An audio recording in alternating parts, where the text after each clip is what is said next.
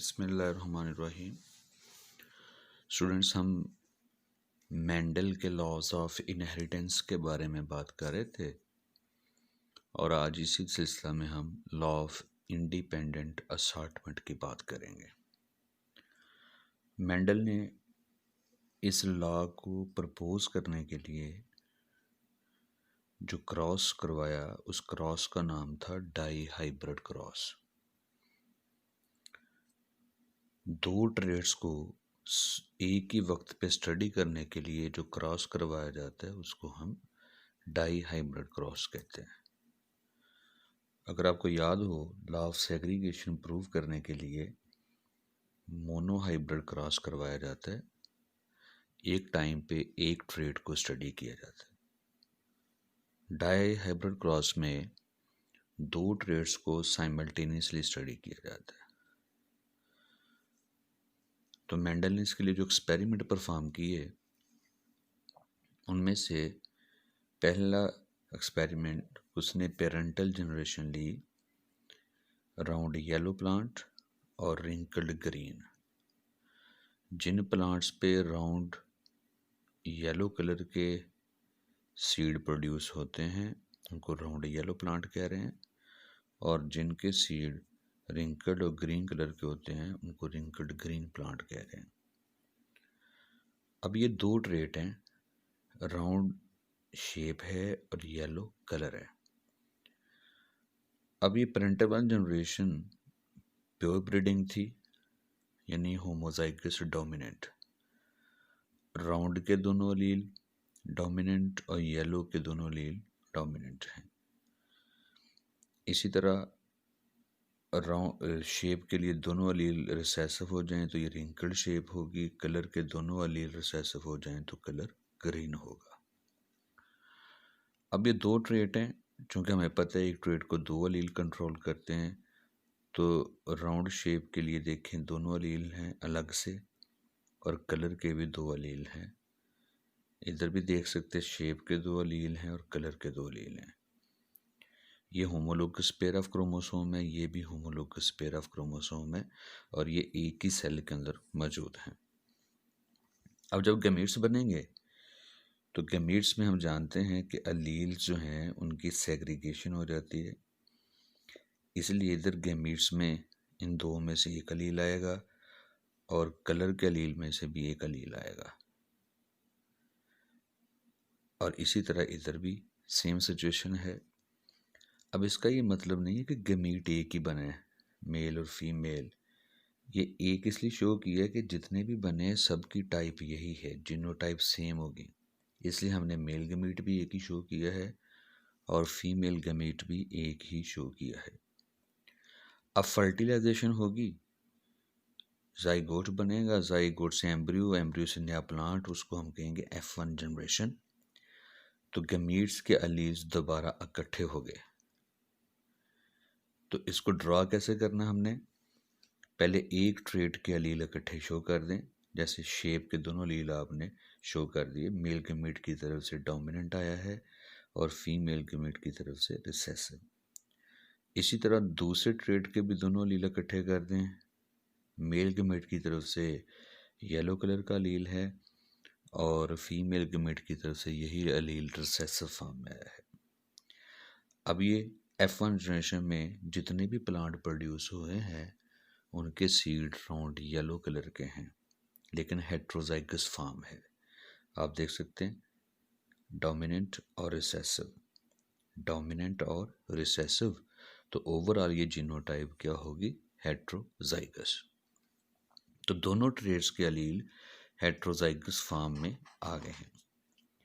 अब यहाँ पे भी याद रखिएगा कि सिर्फ एक प्लांट प्रोड्यूस नहीं हुआ है F1 जनरेशन में, बेशुमार प्लांट प्रोड्यूस हुए होंगे, लेकिन सबके जीनोटाइप क्या है, सेम है। सारे के सारे राउंड येलो सीड प्लांट हैं। अब F1 में जितने भी प्लांट प्रोड्यूस हुए हैं उन्हीं प्लांट्स की आपस में ब्रीडिंग करवा देंगे। इसको हम F1 क्रॉस F1 कहेंगे और ये जो जनरेशन आएगी हमारे पास, इसको F2 जनरेशन का नाम दिया जाएगा। तो अब इसमें गैमीट्स कैसे बनेंगे? तो आप देख सकते हैं कि ये जीनोटाइप है ये। अब इसके जो गैमीट्स बनेंगे वो 4 किस्म के बनेंगे। जैसे देखिएगा, डोमिनेंट राउंड अलील है और इसके साथ येलो वाला डोमिनेंट आ गया। फिर डोमिनेंट के साथ दूसरे ट्रेट का रिसेसिव, एक ट्रेट का रिसेसिव दूसरे का डोमिनेंट और दोनों के रिसेसिव। यानी डोमिनेंट के साथ डोमिनेंट अलील भी गैमीट के अंदर आ सकता है, डोमिनेंट के साथ रिसेसिव भी आ सकता है, रिसेसिव के साथ डोमिनेंट और रिसेसिव के साथ रिसेसिव। तो अब इनमें से पेरेंटल कॉम्बिनेशन देखें शुरू में जो पेरेंटल जनरेशन थी उसमें डोमिनेंट के साथ डोमिनेंट था, एक ट्रेट के डोमिनेंट अलील और दूसरे ट्रेट के भी डोमिनेंट अलील थे। और यहाँ पे भी आप देख सकते हैं डोमिनेंट के साथ डोमिनेंट है, तो ये पेरेंटल टाइप गैमीट है। दूसरे पेरेंट में रिसेसिव के साथ रिसेसिव अलील था और यहाँ पे भी रिसेसिव के साथ रिसेसिव, तो ये दोनों पेरेंटल टाइप के गैमीट्स हैं। ये दोनों डिफरेंट हैं। पेरेंट्स में देख लें आप, कहीं पे एक ट्रेट के डोमिनेंट के साथ दूसरे ट्रेट का रिसेसिव नहीं था गैमीट में, लेकिन यहाँ पे है एक ट्रेट का डोमिनेंट अलील दूसरे का रिसेसिव। इधर भी देख सकते हैं एक ट्रेट का रिसेसिव दूसरे का डोमिनेंट है। इससे क्या साबित हुआ कि जब दो ट्रेट इकट्ठे मौजूद हैं तो गैमीट्स बनते वक्त दोनों ट्रेट के अलील्स आज़ाद हैं कि वो किसी भी गैमीट में ट्रांसफ़र हो सकते हैं। Independent assortment. एक ट्रेट का डोमिनेंट अलील है तो दूसरे का रिसेसिव एंड वाइस वर्सा हो सकता है। इसी लॉ को हम लॉ ऑफ इंडिपेंडेंट असार्टमेंट कहते हैं। बिल्कुल इसी पैटर्न पे ये फीमेल गैमीट भी बनेंगे, सेम टाइप। तो अब इसमें से अब इनकी फर्टिलाइजेशन होगी तो F2 जनरेशन आएगी। ये फीमेल गैमीट इस मेल के साथ फर्टिलाइज करे तो फिर दोबारा अलील इकट्ठे हो जाएंगे। तो लेकिन याद रहे जीनोटाइप लिखते वक्त पहले एक ट्रेट के दोनों अलील लिखने हैं। जैसे इधर से कैपिटल R, इधर से कैपिटल R ज़ाइगोट में इकट्ठे हो गए तो शेप क्या आएगी? राउंड। इधर से कैपिटल Y, इधर से कैपिटल Y फिर इकट्ठे हो गए तो कलर क्या आएगा? येलो। अब एक और एग्जांपल देते हैं।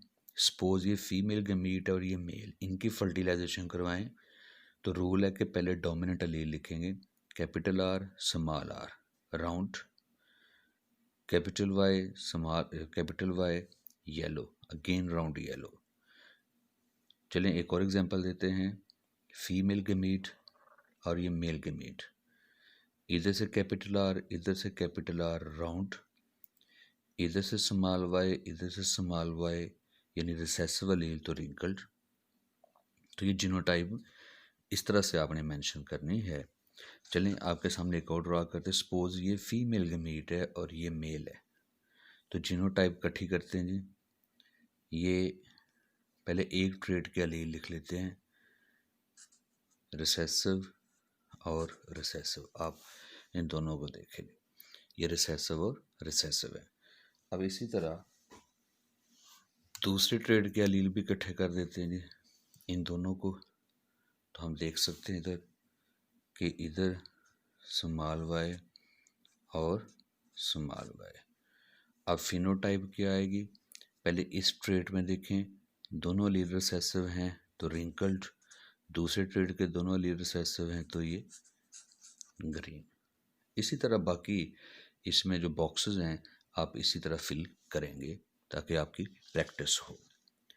अब ओवरऑल जब ये सारे टाइप की फर्टिलाइजेशन हो जाएगी तो फिनोटाइप इस तरह की आएगी, राउंड येलो।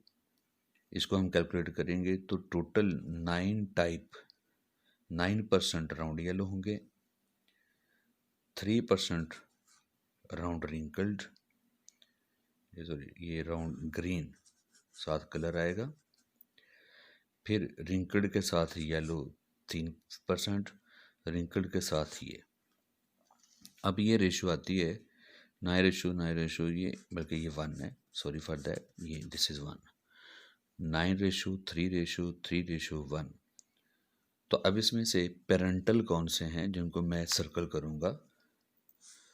ये बिल्कुल शुरू वाली पेरेंट जनरेशन जैसे ही हैं, और ये वाले में ये पेरेंटल टाइप्स हैं। ये जो हैं ये रिकम्बिनेंट टाइप हैं, इसलिए कि ये पेरेंट के कम्बिनेशन से जीनोटाइप से डिफरेंट हैं। ये आ गया जी आपके पास फिनोटाइप रेशो।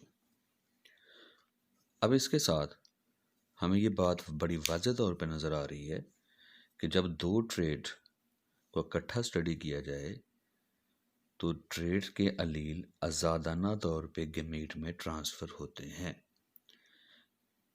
यानी ज़रूरी नहीं कि एक ट्रेट का डोमिनेंट अलील गेमीट में आ रहा है तो दूसरे ट्रेट का भी डोमिनेंट अलील ही आएगा, ये ज़रूरी नहीं, रिसेसिव अलील भी हो सकता है एंड वाइस वर्सा, या इसके उल्ट कंडीशन भी हो सकती है। अब ये जो हमने परसेंटेज कैलकुलेट किया रेशो, ये प्रोबेबिलिटी है। अब ये मतलब नहीं है कि सिर्फ इतने ही प्लांट प्रोड्यूस हुए F2 जनरेशन में। इस रेशो के साथ राउंड या लो, अगर सपोज F2 जनरेशन में 1000 प्लांट पैदा हुए हैं तो उसकी 9% कैलकुलेट करें तो वो तादाद किसकी होगी? राउंड येलो वाले प्लांट। और 1000 की 3% क्या होंगे? वो राउंड ग्रीन होंगे। 1000 के 3% क्या होंगे? रिंकल्ड येलो होंगे। इसी तरह 1000 का 1% क्या होगा? रिंकल्ड ग्रीन होगा। तो ये परसेंटेज है, इसका ये मतलब नहीं है कि ये 16 पौधे पैदा हो रहे हैं। ये है कि जितने भी पैदा हों वो इस परसेंटेज के साथ पैदा होंगे। अब इस सारे प्रोसेस में मेंडल ने एक फिनोमिनन, एक फार्मूला या एक डेरिवेशन यूज़ की है, प्रोबेबिलिटी। अब प्रोबेबिलिटी क्या होती है? प्रोबेबिलिटी ये है कि किसी काम के होने के चांसेस जो को हम प्रोबेबिलिटी कहते हैं, कि क्या चांस है कि कोई काम होगा या नहीं होगा। जैसे आप एक कॉइन को टॉस करते हैं, ये तो अब प्रोबेबिलिटी है कि टॉस करने के बाद या हेड आएगा तो या फिर टेल आएगी।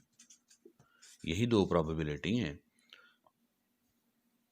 इसी तरह अगर कहीं आसमान पे बादल छाए हैं तो प्रोबेबिलिटी है कि बारिश होगी, और दूसरी प्रोबेबिलिटी है कि नहीं होगी। अब दो ही कंडीशन है, इसके अलावा कोई कंडीशन नहीं है। इसी तरह जो हमने अभी कम्बिनेशंस देखे हैं उनमें प्रोबेबिलिटी है कि ये जो 16 कम्बिनेशन नज़र आ रहे हैं आपको, इनमें से कोई कम्बिनेशन के प्लांट आएंगे, इनसे बियॉन्ड, इनके अलावा नहीं आ सकते। होगा इनमें 16 में से कोई टाइप F2 जनरेशन में। हाँ, अगर कोई म्यूटेशन ना आ जाए वो एक अलग बात है, लेकिन नॉर्मल या नेचुरल इन 16 टाइप के कम्बिनेशन में से ही प्लांट F2 जनरेशन में आपको मिलेंगे। अब प्रोबेबिलिटी कैलकुलेट कैसे करते हैं, उसके लिए एक सीधी सी बात आप याद रख लीजिए। कोई भी ट्रेट जो डोमिनेंट ट्रेट है, डोमिनेंट ट्रेट कोई भी जो मेंडल ने स्टडी किए थे, उसकी प्रोबेबिलिटी है 3/4 यानी 75%। और कोई भी रिसेसिव ट्रेट है, रिसेसिव ट्रेट, उसकी अपनी प्रोबेबिलिटी होती है 1/4 यानी 25% चांसेस होते हैं कि नेक्स्ट जनरेशन में, ऑफ स्प्रिंग में, ये ट्रेट अपीयर होगा। मिसाल के तौर पे मैं ये कहता हूँ कि एक प्लांट टाल है, टाल होना डोमिनेंट ट्रेट है, इसका क्रॉस करवाते हैं शॉर्ट प्लांट के साथ, और शॉर्ट होना रिसेसिव ट्रेट है। क्या प्रोबेबिलिटी है कि अगली नस्ल में प्लांट टाल होंगे या फिर शॉर्ट होंगे? क्या चांसेस हैं, तो मैंने पहले बताया 75% चांस हैं कि अगली नस्ल में ये फिनोटाइप वाले प्लांट होंगे और 25% चांस हैं, यानी 1/4 रेशो है कि शॉर्ट प्लांट पैदा होंगे। तो जब आप एक ट्रेड को स्टडी कर रहे होते हैं तो अगर उसमें आपको डोमिनेंट रिसेसिव का पता है तो आप आराम से उसकी प्रोबेबिलिटी बता सकते हो। लेकिन जब आप दो ट्रेड्स को इकट्ठा स्टडी कर रहे हैं तो फिर उनकी प्रोबेबिलिटी आप कैसे फाइंड करेंगे? तो उसके लिए हम एक रूल यूज़ करते हैं, that is the product rule. Product rule में हम क्या करते हैं, probability of first trade multiply by probability of second trade, फिर दोनों का जो आंसर आएगा उसको आप कंबाइंड प्रोबेबिलिटी का नाम देते हैं। मिसाल के तौर पे मैं कहता हूँ कि क्रॉस के बाद क्या चांस है कि राउंड येलो फिनोटाइप वाले प्लांट पैदा होंगे। दो ट्रेट हैं, शेप राउंड है, कलर येलो है। पहले देखें जो दो ट्रेट दिए उनमें से डोमिनेंट रिसेसिव का फैसला कर लें। दोनों ही डोमिनेंट हैं, शेप राउंड शेप भी डोमिनेंट है, येलो कलर भी डोमिनेंट है। तो जो डोमिनेंट है उसकी अपनी इंडिविजुअल प्रोबेबिलिटी कितनी है, 3/4। इसकी भी अपनी प्रोबेबिलिटी क्या है, 3/4। तो दोनों को मल्टीप्लाई करें तो ये 9/16। ओके, क्या प्रोबेबिलिटी है कि एक जनरेशन में राउंड ग्रीन सीड पैदा होंगे? अगेन दोबारा देखें, दो ट्रेट हैं, पहले चेक करें इनमें से डोमिनेंट कौन है, रिसेसिव कौन है। राउंड शेप डोमिनेंट होती है और ग्रीन कलर रिसेसिव है, तो ये प्रोबेबिलिटी आएगी ये। उसके बाद क्या प्रोबेबिलिटी है कि रिंकल्ड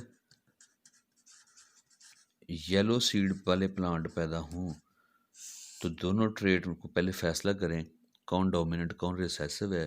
रिंकल्ड होना रिसेसिव ट्रेट है, इसलिए इसकी अपनी प्रोबेबिलिटी 1/4 है।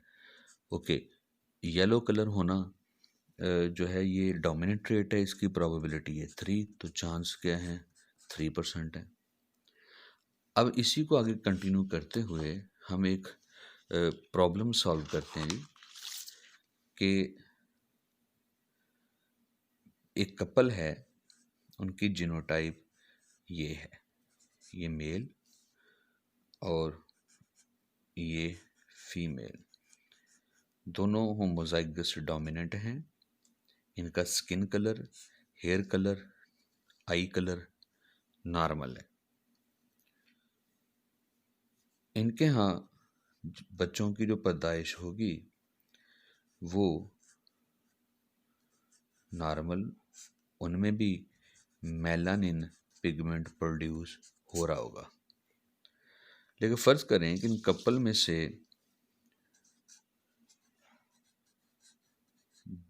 दोनों हेट्रोजाइगस नॉर्मल हैं, मेलानिन पिगमेंट प्रोड्यूस हो रहा है, लेकिन ये दोनों हेट्रोजाइगस हैं।